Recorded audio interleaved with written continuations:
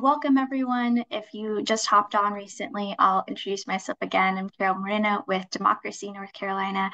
And tonight we will be providing an early voting advocacy training alongside Common Cause North Carolina. You'll hear from Tyler Day, who does a lot of great work at the county level with county boards of elections. And I'm joined by my colleague Marquez Thompson. He's our organizing director. And we have Lily Tellerman, who is a legal associate with the Southern Coalition for Social Justice. So very excited to talk to you all today. And I've definitely been seeing some folks in the chat share that after this training, we provide you a copy of the slides, the presentation, and everything you need to be able to go out to these meetings that are happening literally this week. We saw just a couple today. So I'll also share that if you we ask that you stay muted throughout the presentation so that other people are able to hear our presenters. And there's also a chat box where you can add questions as we're going along. Now, if you've been with us in the past, you might remember that early voting plans typically get sent to the State Board of Elections in August prior to the general election. This year, this plan deadline shifted pretty dramatically. It was moved to the first week of May 8th, and that as these plans are being set. And we do want to acknowledge that we did schedule this training on the first day of Passover, and we do sincerely apologize for that inconvenience. We want to ensure that that does not happen again, and we'll make sure to not have that occur in the future. So as you see, we'll be covering some ins and outs of early voting.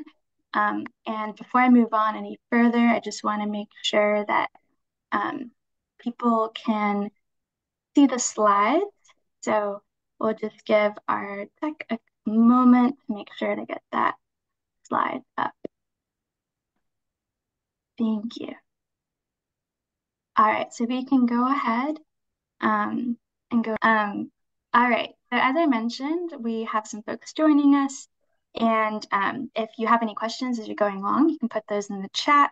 We'll also compile these questions and answer them in our FAQs. So if you're not getting an answer from us towards the very end, we can still have one more opportunity to talk about it later on.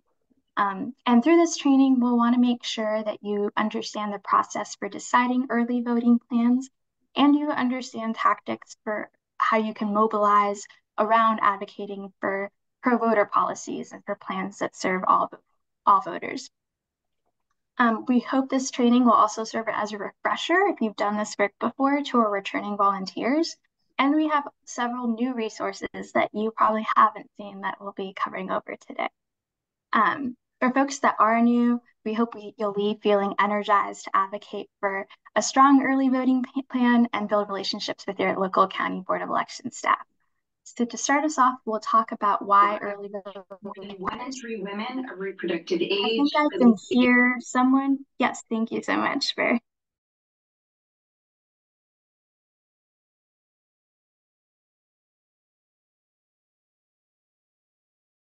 Oh, I think hopefully people can hear me now. So with that, I'll pass it over to Tyler Day to talk about why early voting matters. Thank you, Carol. Again, I'm Tyler Day. I'm the Policy and Civic Engagement Manager at Common Cause NC. And I want you to imagine that you're at your local county board of elections monitoring a meeting in which they're discussing early voting plans for the upcoming election. Your county has a history of providing 2 to 4 early voting sites or so.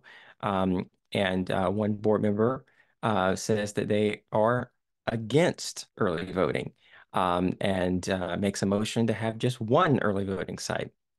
And that board member says that they are against early one-stop voting. They don't understand why, for convenience sake, we open it up to the possibility of someone coming in and changing what the votes are. Eliminating early voting is one step closer to shutting down faulty voting. We can have better control in just one early voting site. Everything is contained in one spot where we have control. Is it an inconvenience? Yes. It's a disadvantage for the majority of Republicans. It is an extra 15 minutes of travel time, and no one has told me they cannot get out of work on election day to vote. That quote that I just read that you see there on the screen, that came from a former board member in Surrey County who served on the Board of Elections. Um, and that was from a discussion in 2022 when they were deciding their primary early voting plan. So I think that, this shows, um, how critical it is that, people are at these meetings because it's, people like this Board of Elections member who are making these decisions, and it's important that they know how important early voting is. Um, and it's also important to note there's no connection between early voting and voter fraud. Um, so in both midterm elections, and presidential elections, early voting has been the most popular way to vote in North Carolina. And if we go to the next slide, you'll see that in the past midterm elections, there has been a real increase in early voting, a steady increase over time. It has become more and more popular. And we can go back just a couple slides um, that I believe it's um, well, not we might not have those graphics. Um, but anyway, early voting has increased over time. The amount of people using early voting as opposed to voting on election day in both midterm and presidential elections. Um, and it isn't just about convenience. There are many reasons why early voting is essential to increasing turnout and protecting voters. So first of all, early voting reduces long lines at the polls on election day. Second, early voting means more opportunity for all voters, including those with irregular schedules or transportation challenges. There are a lot of people that may work out of county. And so having a robust early voting schedule can help with that, especially not just on the weekdays. And one of the most common reasons why an in-person voter's ballot may not count is due to voting at the wrong precinct on election day. So early voting eliminates this concern. Um, Third, early voting offers same-day registration, and over 100,000 North Carolinians used same-day registration in 2020. The younger the voter, the more likely they are to use same-day registration. Many younger voters are registering for the first time, and they are more likely to change residences. And every time a voter moves, they need to update their registration. So once the voter registration deadline is passed, they can only update their registration during early voting, and that's why, again, it is so critical. So as you can see, accessibility to early voting sites can have a major impact on voter turnout and who is able to vote. So now I'm going to turn over to Lily to share more about the process for creating early voting plans. Thanks so much, Tyler. So when it comes to who is making the decisions on early voting plans and how those plans are put in place, a lot starts at the county level. So early voting plans are often crafted or made with a lot of input by the paid county election staff. That'll include people like the County Board of Elections directors. That said, the final decision on the plans themselves are going to be made by members of the county boards of elections. And so when they are putting together those plans, the county boards will consider things like past early voting plans from other comparable election years to help guide them in creating those plans. For the 2024 general election, which we know has a presidential election, the last comparable plans would be the 2020 general election and the 2016 general election. So those are some things they might consider when they are putting plans together. Then when they have plans to vote on, the county boards will vote on plans. If they unanimously approve the plan, then it will go to the State Board of Elections for final approval. But if the county board does not have unanimous vote to approve the plan, then the State Board of Elections will ultimately decide on the plan for the county. In that situation, the county boards will often send two different plans to the State Board of Elections to consider, a majority plan and a minority plan. But any single individual Board of Elections member can also submit an alternative plan to the Board of Elections to consider and to, oh, sorry, I can try and speak a little louder. Sorry, I just saw that in the chat. So if the county board does not unanimously approve early voting plan, they'll send one or multiple plans to the State Board of Elections. Often it'll just be two plans, a majority plan and a minority plan, but any individual Board of Elections member from the county can also submit a plan for the State Board to consider. And in that case, the State Board is going to consider whether or not the county has provided adequate coverage of the county's electorate when considering the plan, as well as whether the plan disproportionately favors any party, racial or ethnic group, or candidate. So because of that, the individual county board members and not just the board as a whole are going to be the main targets for early voting advocacy. In the past, we've also talked with individual board members about proposing alternative plans in the case that there isn't a unanimous vote. And so it's really important to let the individual board members know all the resources that are available to them when putting together early voting plans. The State Board of Election members and the county staff are what we'd call secondary targets. They still have some influence over those plans that the county boards are working on. And with the note that if the county board does not unanimously approve a plan and it goes to the state board who will ultimately adopt the plan, the state board will then become the main target.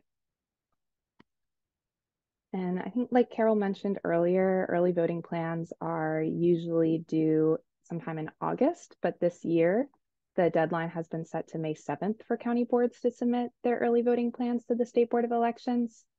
Some counties have already started this voting and discussion. You can see a list of some of those counties who we think have already started talking about this on your screen. But over the coming weeks leading up to May 7th, a lot of other counties will be having these meetings. So we have a schedule. I think a link will also be in the chat and all the materials you're going to get and in the slides of counties who have meetings coming up. A lot of these will be on Tuesdays when counties are already meeting to review absentee ballots for the second primary. So these are some of the meetings where you'll see the counties discussing and voting on those early voting plans. And then I'll pass it to Carol to talk more about what a good plan looks like. Thanks so much, Shirley. And again, for some folks that have been trickling in, we'll make sure to get you a copy of these slides and Tyler's beautiful graphs for you to take a look at later and use as you need. But to go over what makes a good early voting plan, some of the things to keep in mind is that we want early voting plans that have convenient voting locations for young and student voters in the surrounding community. So if you have a college campus in your county, seeing if there is an early voting site that's available for students is especially helpful to increasing turnout amongst that younger demographic. And as an example, last year when the Guilford County Board of Elections debated their early voting plan for this year's primary, the board tentatively agreed to a plan that didn't include sites at UNCG and North Carolina A&T. We were informed about this thanks to a Common Cause County Board of Elections monitor in Guilford County. And UNCG and North Carolina A&T are among the largest public residential universities in the state and were previously early voting sites during the 2020 primary election. Ultimately, thanks to the work of that monitor, we were able to then mobilize more advocates and coalition partners, including students, to get people to attend that meeting at the Guilford County Board of Elections, where they debated and voted on their plan. I think we had somewhere around 40 students that actually showed up to that meeting. And ultimately, thanks to the great advocacy of those students and volunteers, these two sites were included in the 2024 primary plan. Our own Tyler Day was actually at the Guilford County Board of Elections meeting today to talk about early voting. So this is just one example of why it's really important to look at the plan, look at where the sites are being made available, and be able to be there to advocate for that demographic. Another important element of this is providing robust weekend voting hours over the 17-day period, including multiple Saturdays and Sunday voting. Counties are only required to have early voting sites open during weekdays and the last Saturday before Election Day.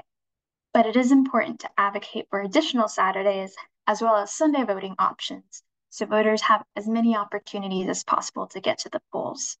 I don't know if you're like me, but trying to make it to an early voting site after a work day is usually pretty hard. So those weekend voting options are popular and they're needed. And in recent years, many counties have implemented Sunday voting for the first time. In order for that to continue, it's crucial that advocates let County Board of Elections members know that Sunday voting is important to the community. And lastly, we also want to talk about advocating for satellite voting locations that can serve historically underrepresented voters, including Black voters and other communities of color. It's important that early voting sites be located in places where they can accommodate the county's different demographic populations. And this means having sites located in areas where different minority groups live. During discussions for Guilford County's early voting plan in 2024, some County Board of Election members didn't want to include a site at Barber Park. And Barber Park is a site in the eastern part of Greensboro, which has historically been used by many Black voters who live close to it. In the 2020 general election, over 89% of the more than 6,900 voters who used the Barber Park site identified as being non-white.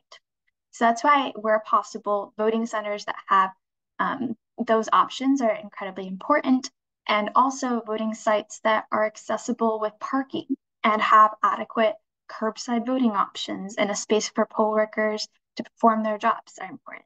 And that's why you all are the best people to be doing this advocacy, because you know your communities.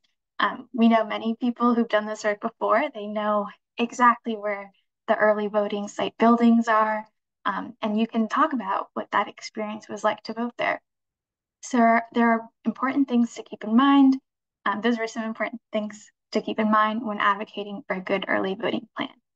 And now I'll turn it over to Marquez to talk about what you can do to advocate for a good plan. Yeah, absolutely. So as Carol said, you definitely have a role in this work. You can advocate for a good early voting plan. And so it starts with you making a plan of action. And so we're going to run through a lot of that now. So the first thing you want to do is call your Board of Elections and find out when they meet, ask what's on the agenda, and ask for a copy of the early voting plan. You also can access meeting dates on our Airtable calendar, and we're going to share that with the community after the training. But we want you to call and confirm the meeting dates, ask what's on the agenda, and ask for a copy of the early voting plans. Even if they tell you that early voting isn't on the agenda, it's still important to attend because you can give public comment and talk to members of the staff and to those board members about early voting. So that's step one. Step two is gather intelligence. Contact one of the members of the County Board of Elections, the director, or another staff member with whom you have or can have the best relationship. And, ask questions. We have a toolkit of questions, but some that you can start with are, when will they consider early voting plans? Or do they support opening some early voting sites on a Sunday? Things like that. The things that you want to see happen in your community, you can ask questions about it and kind of prime the pump, as it were. So now, after you gather intelligence, the next step is to organize. So that's when you share what you learned with supporters. You can talk to friendly civic groups or other allies that you have and let them know what you found out in your conversations with the Board of Elections. Ask what they think about the plan and if they, the plans that are being discussed, and if the plan that's being discussed has the ingredients of a good early voting plan. If they were, if the sites are in the places that your advocates and your allies think are good places.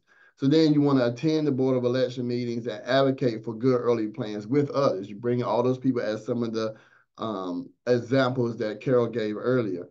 Organize a diverse group with you. For example, you can take faith leaders or campus leaders and push for Sunday voting. You can look for sites near campus or extend voting weekend hours. So the more people that you can bring, the clearer it is that early voting is important to your community. It will be without a doubt that the people care about early voting.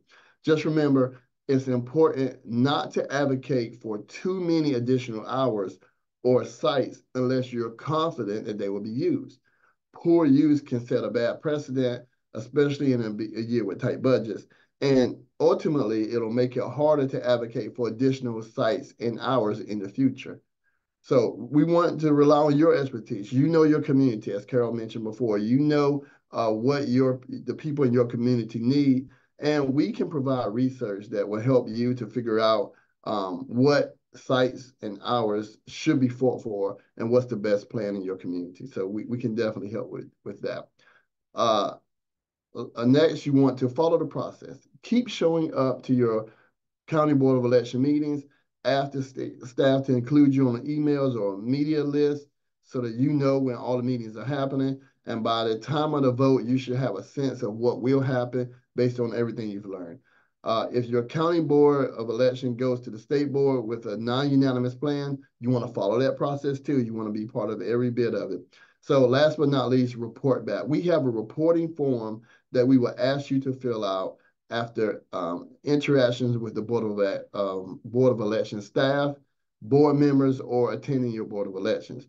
The more we know what's happening, the better we can support you.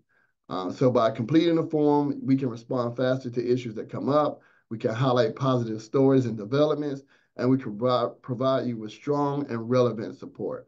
So you'll see the link there on the screen. And of course, we'll be providing this with the information that we send after this training.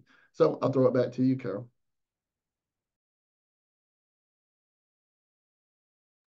Thanks so much, Marquez. And I know we're moving through all of this really quickly, folks, but we will be taking some time to now go over what resources we have available for you all and show you a little bit about how to use them, what they represent. And then we'll take some time for your questions and also for you to talk with other folks about what you know about the early voting plan, check your understanding and provide each other that support. So Alicia, whenever you're ready, you can turn it over to me and I'll go ahead and share my screen. And we also have our friends at Common Cause and SCSJ that will talk about some of these resources as well. Thank you, Alicia.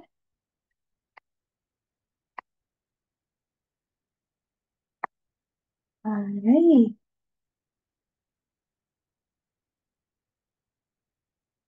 So we will be putting this in the chat, but there is a short link where you'll be able to find not only once we've wrapped up this recording, our script and slides from tonight, but also many of the resources you can use to advocate for these early voting plans, whether that's data or just past information around what sites were being used, the usage by younger voters. We have some of those resources here. But the first thing I want to point out is that we do have an early voting toolkit. So this includes everything we're covering tonight around how to advocate for a strong early voting plan. And you can find that on this website at demoncy.co/early voting. And that toolkit will essentially reiterate what you learned here tonight. But we also are offering for the first time some template advocacy letters. So what that means is many of you, when you show up to these meetings, you prepare your own public testimony. And we have given you a template for all 100 counties that you can copy and edit as you need with some of the data already filled out. So you'll see this is an example of Yancey County. So in Yancey County, you may want to share how many early voting sites were available. This one is maybe not the best example because there's only one in 2016 and 2020, but we'll also tell you there the breakdown of site usage by voters with the highest Black or Hispanic population. And we'll also show you the highest site usage by younger voters. And I saw someone put in the chat if travel distance or driving distance was a good point to bring up, and it definitely is. Tyler's going to be talking a little bit about another tool where we can look at distance traveled, but there is some information already in the template for you around weekend voting options and places where you can tailor it based on what you know about that site. So if you went to a site where you remember last year, curbside voting was not very accessible at that site, or we know that that site had very little parking. That's something you could add into this template of talking points that you present to your county board of elections. So we're hoping this will make it easier for you all to be able to just go straight to those meetings and be able to start advocating for a plan. Now, the next resource we have is a calendar of dates. So as we were saying, this work is happening right now. Unfortunately, for many county board elections members, they've had to scram to host these meetings.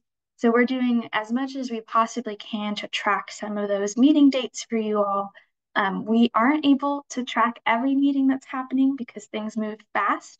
So we do encourage you after this meeting, honestly, right now, if you want to open up your email accounts, find out when that county board of elections is meeting about their early voting plan. Because many of them are happening tomorrow. We put this on a slide, but you'll see here Cumberland, Passaquoddy, Buncombe. Several meetings are happening tomorrow, then several happening the following Tuesday. So this can be one resource you can use for looking at when that meeting is. But you can also contact the County Board of Elections if it's not on this calendar. And I saw a question about where you can find this resource. We'll share all these resources with you tomorrow morning, but I will drop before the end of the call the link to this folder, but everything can be found back at demnc.co/early voting. So that's a short link for all of these resources. And then the last one I'll touch on before passing it over to Tyler is an early voting site dashboard. So what this means is if there's anything that we didn't already give you in those templates, we have another resource for you. And this is an interactive dashboard where you can look at a map of the early voting sites by year. You can see here, this will tell you, oh, I just clicked on something. This will tell you the number of early voting sites that were available. Oh, I just did something. I hid something, I think. The number of early voting sites that, oh, here it is, that were available for that given year, the number of Saturday options that were available, the number of Sunday options. And then we have the county level data broken down by race and age, and the number of voters that use that site for that year as well. So the important thing around this tool is you will want to select the year, and we've provided the most comparable years. And what we do want to share is that this is all information we got from the State Board of Elections, from what they've made available. And unfortunately, sometimes even the state board and the county boards have trouble communicating about some of their site plans. And so we ask that you use this as a supplementary resource, but understand that there could always be tweaks to some of the information shared here. Those are some of the resources. If folks have questions, please feel free to put them in the chat. And now I'll actually throw it to you, Tyler, to talk about the Center for Inclusive Democracy tool and then the travel map. Can I just interrupt for 1 second? If the person who's sharing their screen, if there's any way to slightly zoom in on that window, I know that's tricky, but that'd be helpful. Did that help? Yeah, that's helpful. Thanks. Yeah, no problem. Thanks, Carol. So what you see here is a tool from the Center for Inclusive Democracy, and it's available for every county in the state. And what it is it's an early voting siting tool. So it gives recommendations for early voting sites and in every county. So we can pick any county. Yeah, let's look at Mecklenburg. And if we click on suggested areas for early voting locations, you'll see it's showing 33 there. And it comes up with this map, and the little squares that you see are suggested locations, and it is rated on a scale. So you can see that the darker the shading, the more highly recommended that site is. And then the lower the lighter the shading, the less recommended. But it's I think really nice to see where there could be a need for sites in your county. And all of this is based upon a lot of data that they have, voter data, demographic and population data you can see on the left-hand side. So if we go to, yeah, let's go to demographic and population data. And you can click on any of these, and it will show you, you can see there the Latino percent of the population. You can see where that is within the county. And,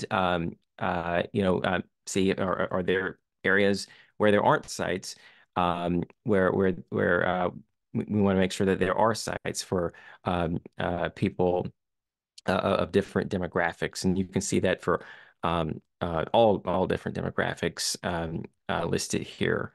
One of the things I think is really interesting is percent of the population with vehicle access.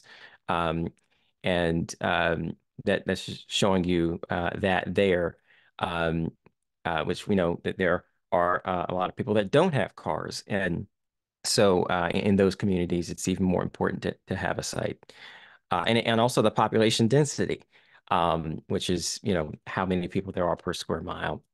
And then on points of interest, one thing that I'll point out, there are a lot of different points of interest that they have. But I do want to point out the transit stops, which I think is really cool. And if you click on that, it will show you all the different public transit stops within that particular county. Um, so yeah, there it is. Yeah, you can see all of them there in Mecklenburg. And you can see is your site or are the recommended or proposed sites near those stops. So yeah, a lot of great information there. And we do have one additional tool that I want to talk about, which is an interactive map, an interactive Google map. And I think I may have to share my screen for this one. Okay. So just one second.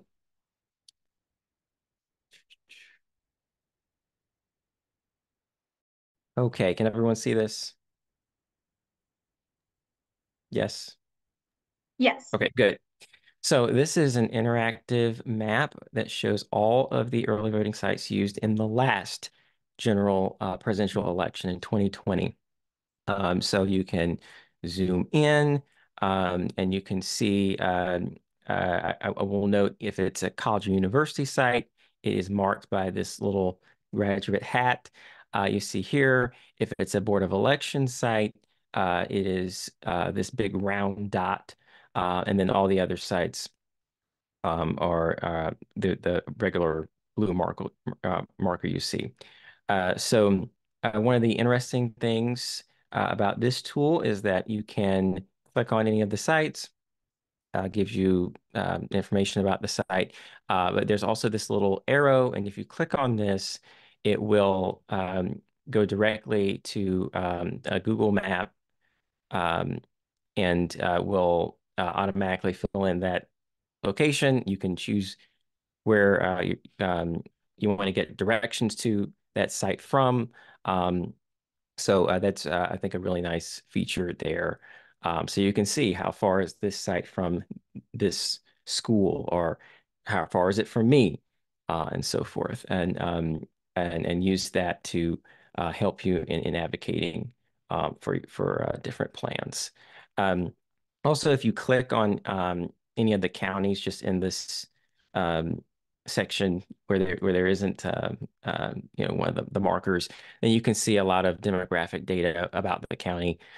So you'll see you can see the total voting age population, the percentage of the population that is made up of minorities or of different demographics there.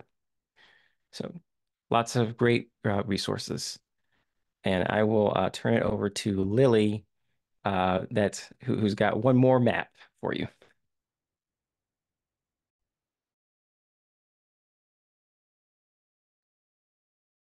I'm not sure if I'm actually able to share my screen for that, so I might go back to Carol. I know we're also cutting close to time, so I want to be mindful of showing all the tools and letting folks explore those when we Yes, send out all yes. the links later. Yeah, no worries at all, y'all. So we're gonna keep moving along because we know we're at 6:47. So we'll make sure, like I said before, all these resources you'll be able to get after our training. Many of them can be found at mnc.co/early voting, and we'll make sure to add any that are missing as well. But we're also here to help. So we've given you a lot of resources tonight to help you be able to hit the ground running to get to these meetings. But we're also here to answer any questions you have, to connect you with local regional managing organizers and additional advocates working in your region, and answer any questions about early voting plans that you might be seeing. So if you get a copy of one, we encourage you to share it through the Board of Elections reporting form and let us know if you need any support getting on any other background data that you might not hopefully be able to find in the resources, but that you might need support with. So we hope you'll self-organize using the resources we provided and we'll provide to you after the webinar. And we really want to emphasize that you are fully equipped to do this. You are the best advocates for this work. So we'll want you to stay tuned for even more tips and tools by signing up to receive our emails. And with that, we only have a little bit of time left, so we might shorten this to about 5 minutes, but then we'll come back for questions where we're just going to do a quick breakout session. So we have a couple of questions for you, and we'll drop them in the chat.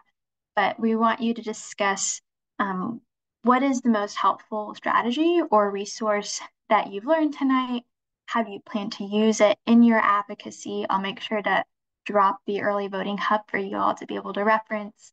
And who are people or organizations you can contact to support early voting advocacy? Yeah, thanks all. Hope everyone had good conversations. I heard people saying the resources were really helpful. Want to open it up here more for other questions or any support that you might need for us after this training. And again, I know we're getting close to 7 o'clock, but wanted to leave some time for questions. And Anne Webb, feel free to jump in here if there are any questions we answered earlier that would be worth lifting up. But want to reiterate, you all will get a copy of these resources. You can access some of these resources right away at our early voting hub. And Betsy, I see you had a question about that second question. How do I mobilize other folks and what that meant?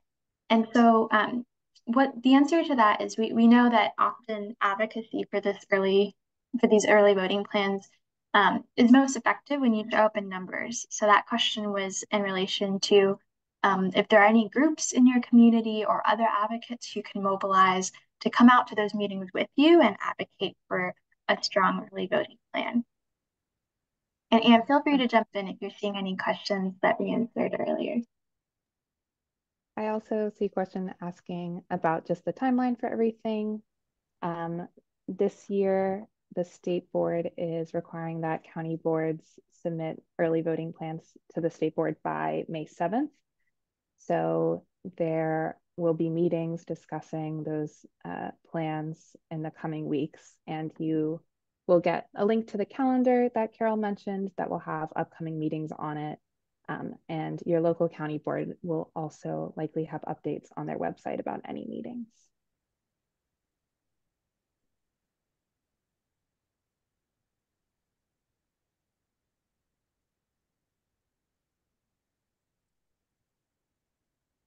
I've seen other questions about laws that say if they have to be presented by a certain amount of time. If that's the May 7th deadline, if not, if you're asking about how many hours for a site, there are some there is some information about that we'll also share after the training.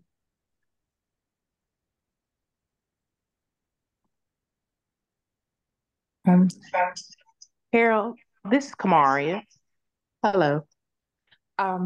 When individuals are doing voter registration and other GOTV work, we just want to make sure that they're aware that if they're giving away food or prizes or giving away anything, it has to be available to everyone, even if they did not register to vote.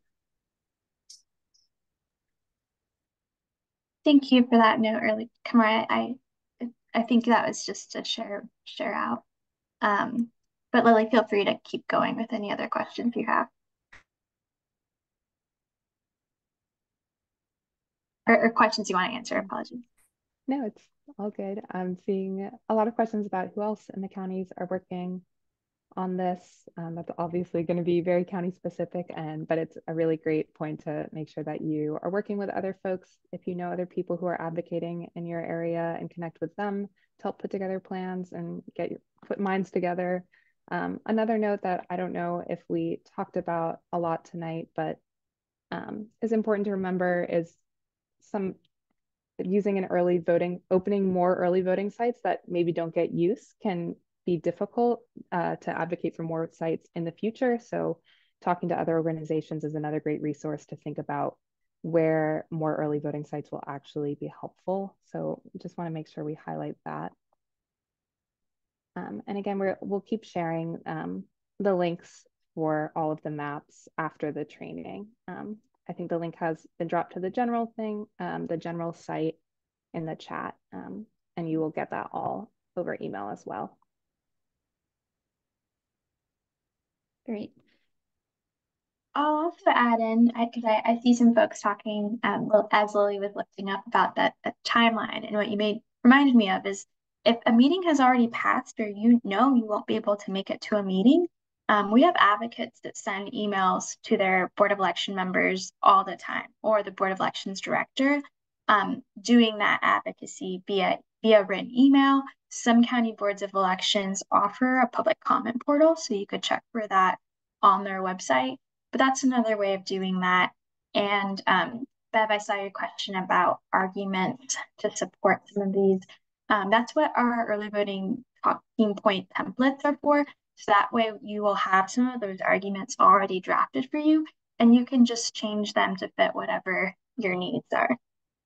And I'm sure that we didn't get to all of the questions. I see a lot of them, but we'll make sure to try to follow up with folks. There's a great one about how to connect with other people. So please do reach out to Democracy and Common Cause NC, depending on who you're volunteering with, and we can make sure to connect you with people in your counties as well.